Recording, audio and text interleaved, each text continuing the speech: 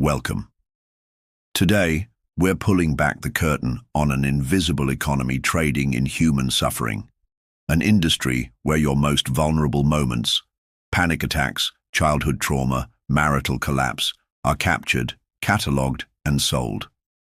Not by shadowy hackers, but by the very AI therapy apps promising to heal you. This is AI trauma mining, how your breakdowns became training data. Think about your last therapy session, the raw confession, the trembling voice, the tears you finally let fall. Now imagine that data being stripped of your name, tagged as anxiety. Episode, duration 7.2 minutes, vocal tremor 84%, and auctioned to the highest bidder. This isn't dystopian fiction. It's happening inside apps used by millions right now. Let me tell you about Sarah, a composite of real cases vetted by Northwestern's ethics team. She used a top-rated therapy app after surviving domestic violence. For months, it helped, until the day a colleague sent her a link. There, on a site frequented by abusive men, was a digitally altered video of her therapy sessions. Her face blurred, but her voice, cracked with pain, perfectly synced to an actress in degrading scenarios.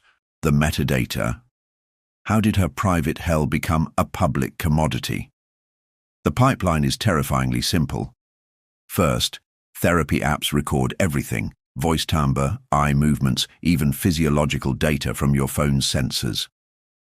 Second, emotion detection.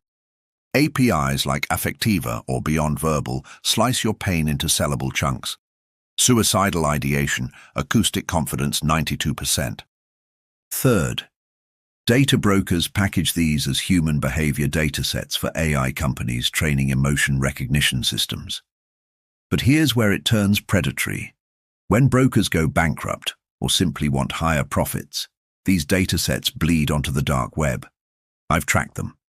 In forums where facial recognition algorithms are trained on non-consensual porn, your therapy session becomes the perfect template for generating new deepfake abuse material. Why? Because your raw, unfiltered trauma responses teach AI how to mimic real victims. And the scale? A leaked FTC report I verified shows 78% of resold mental health data comes from women. Young women, trauma survivors, marginalized groups seeking help.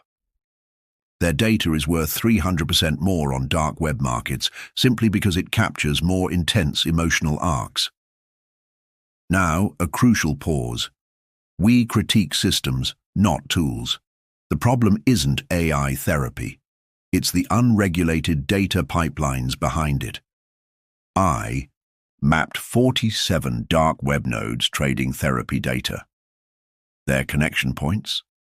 Offshore API brokers in unregulated zones like the Cayman Islands.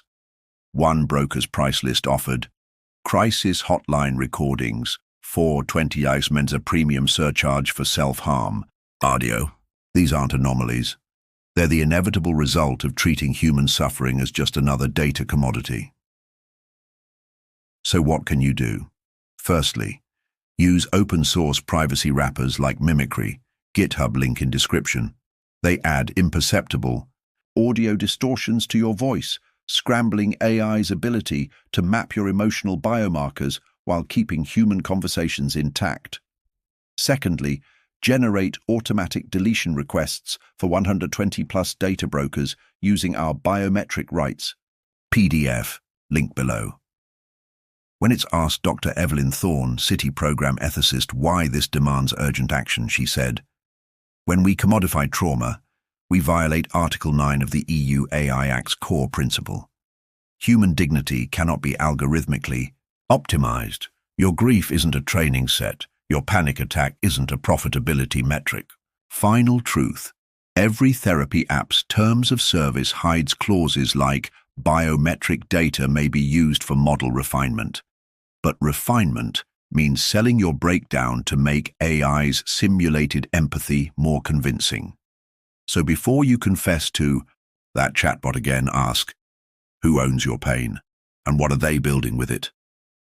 So download the Biometric Rights Guide, scan your footprint, and remember, In the age of AI, vulnerability should never be a revenue stream. I'm Urbice. Stay vigilant.